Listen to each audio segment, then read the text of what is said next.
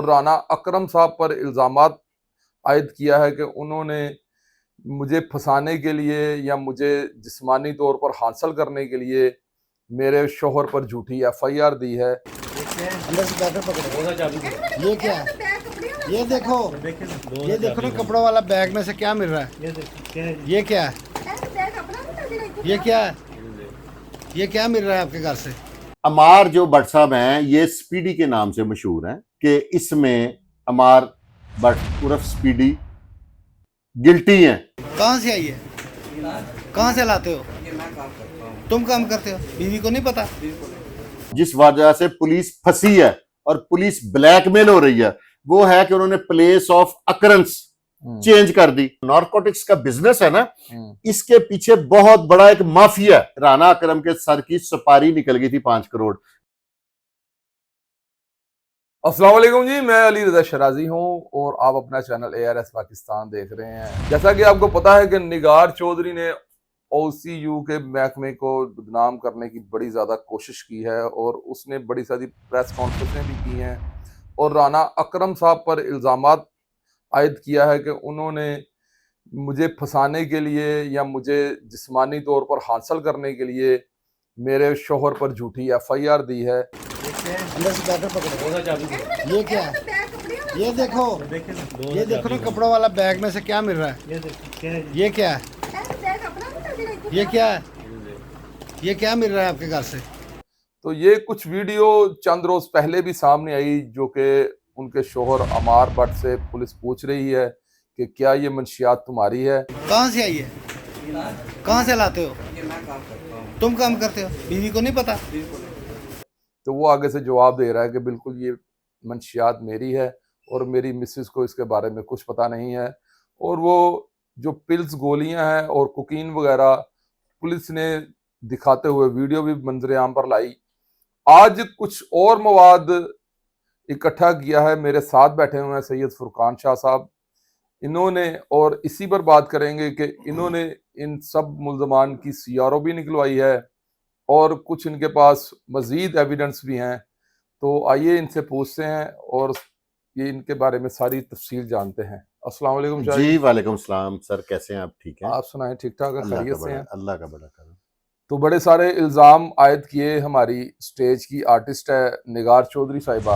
उन्होंने खुद press conference में ये सवाल किया था कि अगर पंजाब पुलिस के पास ये एविडेंस है, मेरी वीडियो है तो निकालें। तो उन्होंने फिर वीडियो DIG साहब के ग्रुप में आई तो उसके बाद ये बहुत ज़्यादा वायरल हुई, तो आपने भी देखी होगी। अब जो मजीद आपने एविडेंस निकाले हैं वो क्या है? वो एविडेंसेस ये हैं कि ये एक पूरा नेटवर्क पकड़ा गया जी। पहले पकड़ा गया रिजवान, फिर इरफान, फिर है। वकास, फिर उसने पकड़वाया अमार भट्ट को, फिर इन्होंने मिलके पकड़वाया कमर अली वल्द मुजफ्फर को। ठीक है। ठीक है, इन पे जो CIA का तरीकाकार है, CIA आपको जो मर्जी कर सकती है, लेकिन CIA के पास FIR CIA में दर्ज नहीं होती। बिल्कुल ठीक है। ठीक है, CIA ने मुख्तलिफ थानों में FIRs कराई हुई हैं। वो CRO मैंने आपको दे दिया, FIR की कॉपियां मैंने किसी से रिक्वेस्ट की है, कल तक मुझे आ जाएंगी, वो भी मैं दे दूंगा। तो ये एक पूरा नेटवर्क है और इनकी पुलिस के अंदर बयान देते हुए जब ये अरेस्ट हो गए, CIA पहुंच गए हैं, जी जी, तब की भी वीडियो मैंने आपको फराहम कर दी है। बिल्कुल। तेरा की नाम है? फहीम। तेरा की नाम है? किथे रहना है? तेरे को कितना फड़ा गया? मेरे को कोकेन एक्ससी टैबलेट्स कितना से? काफी महंगा अंदाजन बहुत ज्यादा महंगा। वो आपने देख लिया है। इसमें होता ऐसे है कि जब कोई बंदा किसी मशहूर फेमस खतून के साथ शादी करता है ना, तो अपना साबका प्रीवियस माजी 100% नहीं बताता। ठीक है, जब जरूरी नहीं कि किसी पॉपुलर खतून के पास, किसी अदाकार, किसी भी खतून के साथ जब कोई आदमी, औरत भी नहीं बताती अपना माजी, मर्द तो बिल्कुल ही नहीं, कोई भी नहीं बताता ना। अमार जो भट्ट साहब हैं, ये स्पीडी के नाम से मशहूर हैं। अच्छा। एलीट क्लास के इलाकों में जितनी पार्टीज होती हैं, फार्म हाउसेस पे और इधर उधर, उधर ये जो गोली खा के डांस करते हैं ना, अब ज्यादा देर सुबह तक कर लेते हैं, डांसिंग पिल। डांसिंग पिल, मुझे नाम नहीं आ रहा था, चलें आपकी मेहरबानी आपने बता दिया। तो वो डांसिंग पिल खाते बेचते हैं। और हर बंदा, कल जब परसों इनकी वीडियो मेरे पास आई जिसमें मैं नहीं बोल रहा था इस चीज पे ना, मैं चाहता नहीं था कि मैं क्या, अदा का आर्टिस्ट है, हमारे मुल्क का सरमाया है, तो उसके साथ ज्यादती हुई है, तो मैं पहले इसको अंदर ही अंदर इन्वेस्टिगेट करने लग गया। इन्वेस्टिगेट करते करते जब मैं इस नहज पे पहुंचा कि इसमें अमार भट्ट उर्फ स्पीडी गिल्टी हैं, तो फिर मैंने बोलना शुरू कर दिया। और माजी में भी आपने देखा होगा कि विदाउट एविडेंस मैं नहीं बोलता, सही। एविडेंस मैं कलेक्ट कर लिया। इन बंदों के नाम वेरीफाई कर लें, इन पे लाहौर में पर्चे हैं, टाइम और डेट चेक कर लें। तो पुलिस की तरतीब, पहले एक बंदा पकड़ा गया नौलखा से, उसे पकड़ के इन्होंने फिर डिटेल चलाई, फिर लिटन रोड एक पर्चा दिया, फिर अमार भट्ट साहब को पकड़ के वाद कलोनी। पुलिस का जो मुझे नजर आ रहा है ना, जिस वजह से पुलिस फंसी है और पुलिस ब्लैकमेल हो रही है, वो है कि उन्होंने प्लेस ऑफ अकरेंस चेंज कर दी। और मैं समझता हूं कि ये पुलिस ने निगार चौधरी साहिबा के हक में बेहतर किया। जो बड़ा इदारा है ना, एंटी नार्कोटिक्स फोर्स, अगर वो पकड़े तो जिस गाड़ी से नार्कोटिक्स पकड़ी जाती है ना, वो जब्त हो जाती है, वो आपके असासे भी जब्त करवा देते हैं। सही। ठीक है। अगर निगार चौधरी के, मुमकिन है पुलिस वालों ने उस वक्त किसी सिफारिश से, किसी वजह से, या खतून होने का एज देते हुए ने, या एज ए आर्टिस्ट, क्योंकि एक पॉपुलर आर्टिस्ट है, अच्छी आर्टिस्ट है, फेमस आर्टिस्ट है, तो उनको एज देते हुए उनके घर का वकूआ नहीं बनाया। अगर उनके घर का वकूआ बना देते तो कोर्ट भी तो कह सकती थी कि जिस घर से बरामद हुआ है उसके बाकी मेंबर्स को आपने क्यों अरेस्ट नहीं किया। सही। वो भी तो इन्वॉल्व है ना। तो ये डीएसपी नार्कोटिक्स पर इतने संगीन इल्जाम लगाना और माजिद बशीर पर इतने संगीन इल्जाम लगाना, और इसमें सीआईए इकबाल टोन के डीएसपी मोहम्मद अली भट्ट साहब पर इल्जाम लगाना, इसका क्या रीजन है? जो बंदा काम करेगा ना, जो सबक याद करेगा ना, उसको छुट्टी नहीं मिलेगी। जो काम करेगा ना, पहले नहीं सीआईए, सबसे ज्यादा काम सीआईए इकबाल टाउन ने किया, बिल्कुल सबसे ज्यादा एलिगेशन उस पर ही है। इसी वजह से ये जो तीफी भट्ट साहब के बहनोई है, उनकी तफ्तीश चेंज हुई इल्जामात की वजह से। बिल्कुल ठीक। ट्रेस तो सारा कुछ उन्होंने किया ना, उसके बाद अभी तक कोई ट्रेस नहीं हुआ। उसके बाद कुछ भी नहीं हुआ, अभी तक आरिफ नहीं पकड़ा गया, ये नहीं हुआ, वो नहीं हुआ। ये आप ये सिर्फ पहले नहीं, जो एनआईयू पे इससे पहले भी जितने डीएसपी रहे हैं ना, उन पे भी इल्जामात लगते रहे। उसकी वजह यह है कि जो नार्कोटिक्स का बिजनेस है ना, इसके पीछे बहुत बड़ा एक माफिया है। सही। वो माफिया इतना ताकतवर है कि मुझे लगता है कि अगर इसी तरह के वाकयात होते रहे ना, तो अफसरान ने लोगों को तैनात करना है कि जाओ तुम एनआईयू के इंचार्ज हो, आज से डीएसपी की सीट पे काम करो। ठीक है। तो बंदों ने अपने मेडिकल भेज देने अफसरान को कि जनाब मुझे तो डॉक्टर ने घर से निकलने पे मना कर दिया, इस सीट पे किसी ने चार्ज नहीं लेना। सही। ऐसा खौफ फैला दिया गया। ये नार्कोटिक्स विंग जो लोग हैं ना, नार्कोटिक्स विंग में काम करने वाले, इनकी जिंदगियां भी खतरे में है, इनके मुस्तकबिल भी खतरे में है। इससे पहले एक बहुत बड़ा इन्होंने नेटवर्क पकड़ा था, अकरम साहब, राना अकरम। ठीक है। तो तब आपको मैंने एक प्रोग्राम में किसी और दोस्त को बताया था कि राना अकरम के सर की सुपारी निकल गई थी 5 करोड़। ये वही राना अकरम है।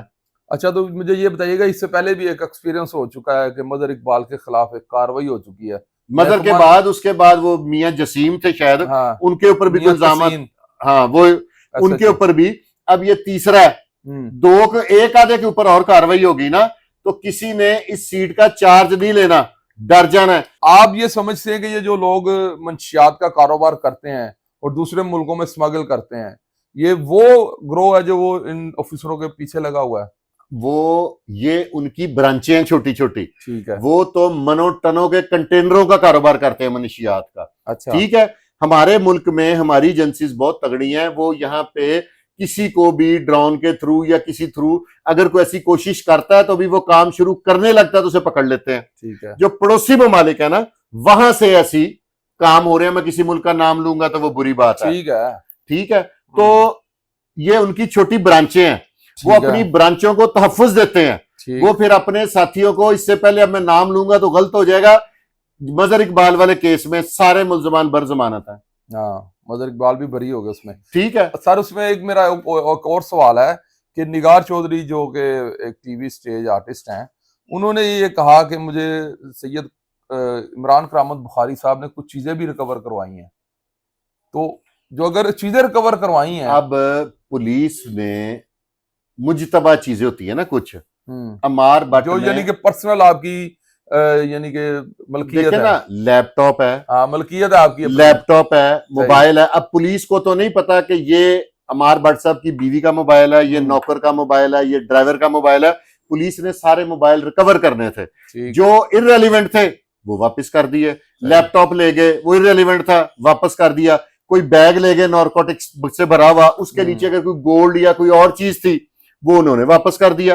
वो ठीक कह रही हैं, इसमें तो कोई गलत बात नहीं है। तो ये जो वीडियो वायरल की है CIA OCU की जानिब से, या ये जो आपका नार्कोटिक्स का डिपार्टमेंट है इनकी जानिब से, ये आर्टिस्टा की डिमांड पर जारी की गई। आप क्या समझते हैं कि ये खामोश हो जाएंगी? ये अगर नहीं खामोश होंगी ना, तो पुलिस ने ना जिस भी वजह से, असूलन आप ये देखें कि जब किसी के घर से नारकोटिक्स बरामद हो जाए, असला बरामद हो जाए, पुलिस सबको लेके जाती है। कानूनन सारे मुलजिम हैं, बिल्कुल। या मेरे ऑफिस में बैठे हैं, यहां से अगर कोई इलीगल चीज बरामद होगी, पुलिस एक दफा हम सबको लेके जाएगी। ठीक है। उस वक्त एज ए आर्टिस्ट इनको रिलीफ दिया गया, एज ए खतून इन्हें रिलीफ दिया पुलिस ने, और वही दिया हुआ रिलीफ पुलिस आज तक भुगत रही है। आपका बेहद शुक्रिया। तो जी नाज़रीन, जैसा कि आपने देखा कि सैयद फुरकान शाह साहब ने बड़ा इंतहाई तहम्मुल और डाउन टू अर्थ तरीके के साथ हमें ये सारे वाकया के बारे में बताया। अब आप क्या समझते हैं कि आया ये जो अमार अल-मारूफ स्पीटो है ये कितना गुनाहगार है, और ये जो हमारी आर्टिस्ट हैं निगार चौधरी साहिबा, इन्होंने जो वावेला मचाया हुआ था, प्रेस कॉन्फ्रेंसें की थी और सब यूट्यूबरों को इकट्ठा करके अपने घर पर खाने पर दावत दी थी, और एक यूट्यूब कॉन्फ्रेंस की थी, और साथ में स्ट्रीम मीडिया को भी बुलाया था। तो इसमें आप प्रोग्राम के नीचे अपना फीडबैक ज़रूर दीजिएगा कि आपको ये प्रोग्राम कैसा लगा, और आपको ये निगार चौधरी कितनी सच्ची लगी। अगले प्रोग्राम तक के दीजिए इजाज़त। देखते रहिए ARS पाकिस्तान। पाकिस्तान जिंदाबाद।